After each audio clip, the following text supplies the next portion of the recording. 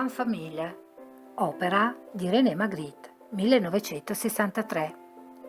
Un cielo azzurro che ripropone le medesime nuvole che spesso ritroviamo nei meravigliosi dipinti di Magritte, nuvole bianche, quasi percepibili, soffici, si ritrova in questa opera straordinaria, nella colomba che si leva in volo da un mare in burrasca, principale soggetto nell'olio su tela Grande Famille 1963, oggi custodita presso le sale del Museum of Art di Utsunomiya City.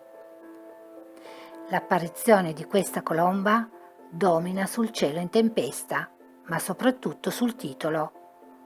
Perché la colomba è rappresentata sola e priva di nido?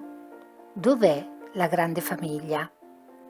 Nonostante la grande valenza che l'artista riconosceva al concetto di famiglia e maternità, espresso mediante la presenza del nido, decide in quest'opera volontariamente di escluderlo, poiché non è necessario rappresentarlo esplicitamente, data la precisione del titolo.